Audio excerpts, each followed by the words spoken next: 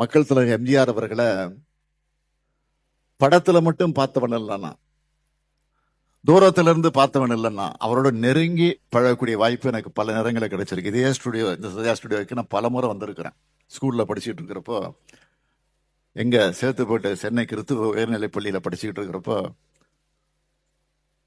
அங்க அடிக்கடி school day எல்லாம் நடத்துவோம். அப்போ டொனேஷன்லாம் போய் பல இடத்துல வாங்குவோம். அப்போ நான் முதலமைச்சருடைய மகனாகவே இருந்தேன். அதனால இவங்ககிட்ட டிக்கெட்டு கொடுத்தா, நன்கொடை சீட்டு கொடுத்தா அதிகமாக விற்று கொடுப்பான்னு எனக்கு லீவும் கொடுத்துருவாங்க ஸ்கூல்ல. ஆக உடனே நான் புறப்பட்டு எங்கே வருவேன்னா, முதல்ல அந்த டொனேஷன் டிக்கெட் எடுத்துட்டு முதல்ல வர்ற இடம் இந்த சத்யா ஸ்டுடியோவுக்கு தான் வருவேன். ஷூட்டிங்கில் இருப்பார் மக்கள் தலைவர் எம்ஜிஆர் அவர்கள். பத்மநாபன் தான் இப்போ மேனேஜர், நல்ல ஞாபகம் இருக்கு. அவர் தான் என்னை பார்க்கறதுக்கு எல்லாம் ஏற்பாடு பண்ணி ஷூட்டிங் நடந்துட்டு இருக்கிறப்போ இடையில மேக்கப்போட ஷூட்டிங் நடந்துகிட்டு இருக்கோம். அழைச்சிட்டு போவார்.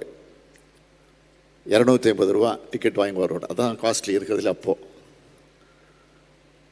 ஆக என் மீது அளவு கடந்த பாசத்தையும் அன்பையும் கொண்டவர் நம்முடைய எம்ஜிஆர் அவர்கள்.